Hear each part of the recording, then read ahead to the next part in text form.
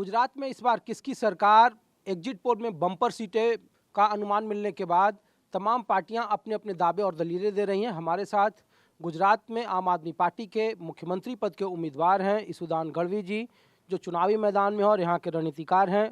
उनसे exit poll पर जानते हैं कि न्यूज़ 24 चाणक्य ने जो सीट दिया है उस पर उनकी क्या प्रतिक्रिया है। अब कुछ वक्त बचा है काउंटिंग को लेकर के। बीजेपी को जो सबसे हैरान करने दे वाली सीट है, 149 सीटों के आसपास एग्जिट पोल में दिखा रहे हैं, 140 के पार दिखाई दे रहे हैं। लेकिन आम आदमी पार्टी के लिए सबसे राहत की बात है कि 17 से 20% वोट उन्हें मिल रहा है। पहली बार विधानसभा चुनाव लड़ रहे हैं गुजरात में। कैसे देखते हैं एग्जिट पोल के नतीजों का?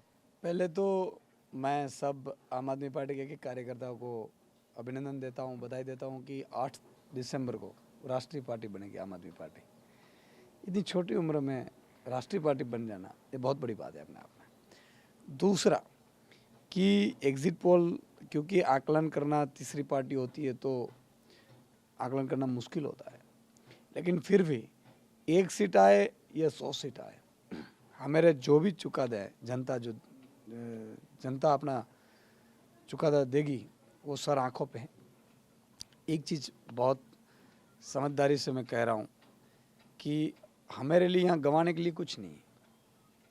पहली बार में अगर लड़ रहे हैं और आपने 20%, हम तो खैर बहुत ज़्यादा सोच कर बैठे हैं और शायद वैसा ही होगा, लेकिन फिर भी जब आप एग्जिट पोल पर बात कर रहे हैं तो भी मैं उसी चीज़ पर दोहरा रहा हूँ कि आम आदमी पार्टी का परसेंटेज इतना आता, 5% से ज़्यादा कहीं पे भी अगर राज्य में मिलता है तो मान लो कि जनता आपको स्वीकार कर रही है। आपको 17 से 20% वोट मिल रहे हैं। हाँ, तो मैं ही तो बोल रहा हूँ कि जनता आपको स्वीकार कर रही है, मानकर चलना चाहिए।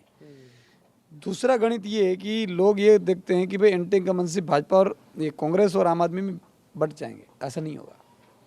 इसलिए नहीं होगा कि सीट वाइज उनका गणित डिफरेंट है कास्ट बेस पर। तीसरा फैक्टर ये काम कर रहा है कि भाजपा 2007 में 121 पे थी, 2012 में 115 पे थी, 2017 में 99 पे थी, तो 2022 में ऐसा कौन सा काम कर दिया कि 150 पे जाएगी? हो ही नहीं सकता है। ये आप मान कर चलना। मैं दावे के साथ कह रहा हूँ कि भाजपा सरकार नहीं बना रही है।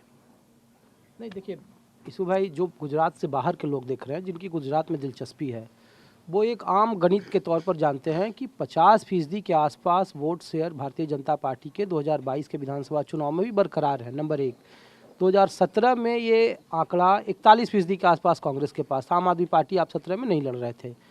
इस बार जो एग्जिट पोल बता रहे हैं वो वोट शेयर हैं कि 17% से 20% वोट आपको मिल रहे हैं और 26% के आसपास कांग्रेस को मिल रहे हैं, और विपक्ष का वोट बट रहा है और बीजेपी का वोट कांस्टेंट है, इसीलिए वो 140 के आसपास पहुंचे। हो सकता है वो आंकड़ा बढ़े। ये गणित है, तो ये गणित को थोड़ा आप बता पाएँ कि देखो, इसमें ये होगा, मैं आपको एग्जाम्पल देता हूँ। हाँ। कि भाई अहमदाबाद की साणंद सीट है, मैं एग्जाम्पल के साथ देना चाहता हूँ तो आपके व्यूअर्स को भी पता चले और पॉलिटिकल पंडितों को भी ये पता चले कि वोट बंटवा जाना यानी कि दोनों का वोट बंटवा कर उनको फायदा होगा, ऐसा नहीं होगा।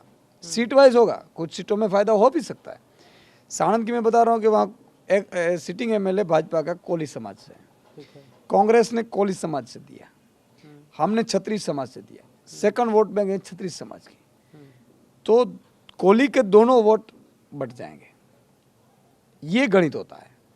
तो उस हिसाब से आप मानकर चलिए कि भाजपा सरकार नहीं बना रही है। और दूसरा, आपके बात सही है कि भाई आपने परसेंटेज देखते हैं, भाई 50% हो गए, दोनों 50 में आ गए, ये एक अकेला 50 है तो इनका तो हो गया बचा, लेकिन ऐसा नहीं होगा। तीसरा फैक्टर ये काम कर रहा है कि भाजपा ऑल ओवर डिक्लाइन में चल रही है, तो स्वीप करने की तो बात ही नहीं है।